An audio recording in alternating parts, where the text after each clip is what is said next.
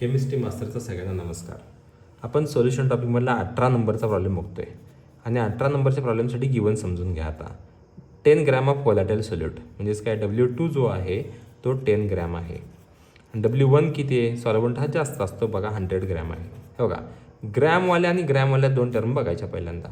परत rise it's boiling point म्हणजे boiling point वाढला, कितीनं वाढला, 1 केल्विननं वाढला, म्हणजे डेल्टा TB जो आला तो 1 केल्विन आला. परत मोलिक्युलर वेट ऑफ सोल्यूट काढायचा आहे. KB दिला आहे तुम्हाला, KB किती दिला आहे, 2.53 केल्विन kg पर मोल. परत टू फाइंड, काय फाइंड आउट करायचं आपल्याला, मोलिक्युलर वेट म्हणजे M2 is equals to question mark. Formula काय येणार, फॉर्म्युला आहे M2 इज इक्वल्स टू बघा बरं, KB into W2 into 1000 upon delta TB into W1.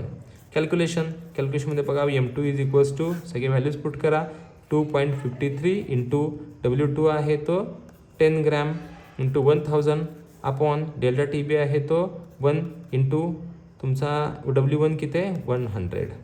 एकदम इझी आहे प्रॉब्लेम. बघा बरं, हा झिरो हा झिरो हा झिरो हा झिरो, ह्याचा काय संबंध नाही, एक न डिवाइड केलं काय नाही केलं काय फरक पडत नाही.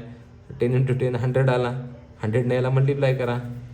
एवढं इझी आहे. 253 ग्रॅम पर मोल. एकदम फालतू प्रॉब्लेम आहे, काहीच दम नाही प्रॉब्लेममध्ये. कॅल्क्युलेशन लॉकची काय गरज नाही, काय नाही, तोंडी सगळं होऊन जाते. एवढे इझी प्रॉब्लेम असतात, फक्त व्यवस्थित लक्ष द्या तुम्ही. थँक्यू.